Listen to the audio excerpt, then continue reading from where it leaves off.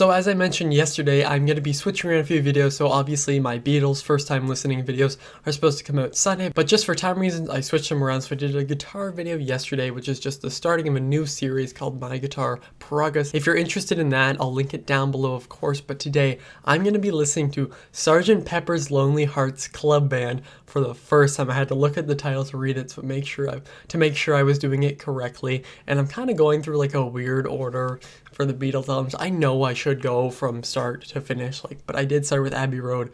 I've already done Rubber Soul.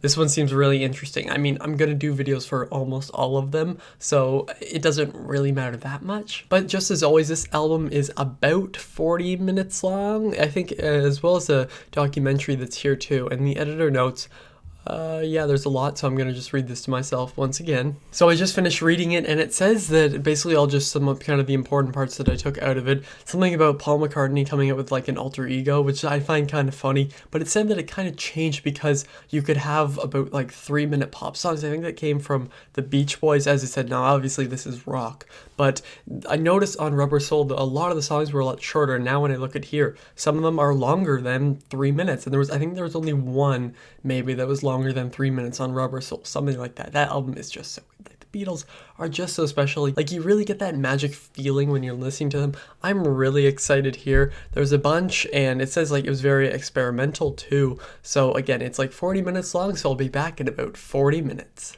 Well, I think you'll all be really surprised that I'm gonna say this, but the album was great, of course. I mean, you go into a Beatles album and you expect it to be great, and it's typically better than you expect. And this one was really great. Out of the three I've listened to all the way, it's probably my least favorite, but it was still a fantastic album, and I think it features some of the Beatles' best songs. As always, I'm going to go through the set list, but I think that this one was really interesting, and I feel like it really inspired a lot of things. Like, one of the main albums I think it inspired was actually Siamese Dream by Smashing Pumpkins, one of my favorite albums of all time. Such a fantastic album. I mean, I'm guessing everyone's listened to it, but if you haven't, check that out.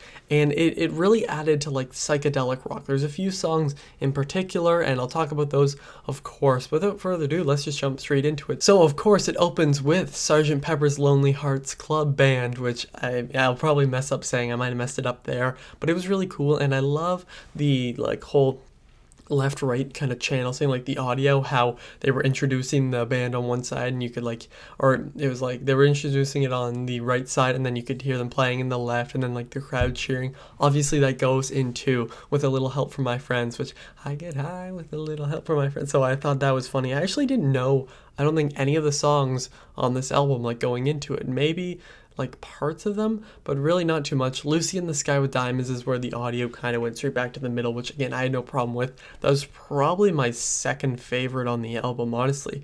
That was a really great song, really catchy too. Getting Better, and the really high vocals there, Fixing a Hole. That one, like the lyrics when I was reading it, like I was listening to it too, looked familiar, but listening to it, it was different. Also really great, She's Leaving Home. There were so many great songs. Again, like Beatles albums, just for the ones I've listened to, and I'm guessing for basically all of them, there's no skips. When you listen to it all the way, you don't skip. And now here, I won't add all these songs to like a playlist, but I'll listen to this album all the way through a bunch of times because it's more of an experience like that.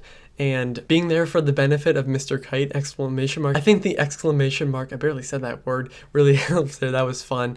Within You, Without You was the one I was talking about that really reminded me of Siamese Dream. And the reason for that, because that one was easily, I'm pretty sure it was that one that was like the most psychedelic of them all, where the singing mixed in with the instruments, and that's what I mean when I compare it to Siamese Dream, because it kind of feels like this whole relaxed kind of trance you're in. And obviously there's been mentions of like LSD and acid was a big thing when this was out, and I mean, it's no surprise, but I haven't done that before, so I don't know if that's fully it, but I mean, I think it's quite obvious there. When I'm 64 is also one of my favorites too. Really catchy. Lovely Rita was short, I think, but sweet, although it was longer than the one before that. It just felt short and sweet. I like that.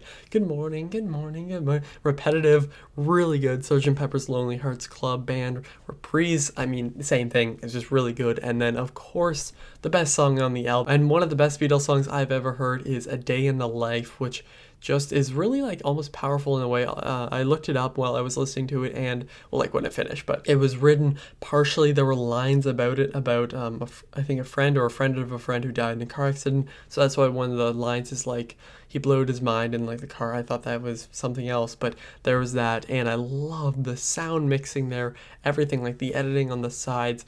That was easily the best. The lyrics really hit hard. I think by far that was the best on the album, but every single song was really good. Okay, I didn't love this one as much as Abbey Road or Rubber Soul, but those ones set the bar so high. This one's still great. It's about a 4 out of 5, I think, but I can also see this one improving when I listen to it again. It was still great, don't get me wrong. There's no such thing as a bad Beatles album. There's no such thing as okay or even good. They're all great to just fantastic, incredible, some of the best of all time, and I can't wait to keep doing these. I'm gonna do them like 2 or 3 times a week now. I'm just gonna kind of go through in random order. I'm not really sure which one I'm gonna do next, but tell me your favorites as always down below. What are your favorite songs from the album? What are some fun facts about this album in particular? And thank you all for watching. I'll see you guys next time. Over and out.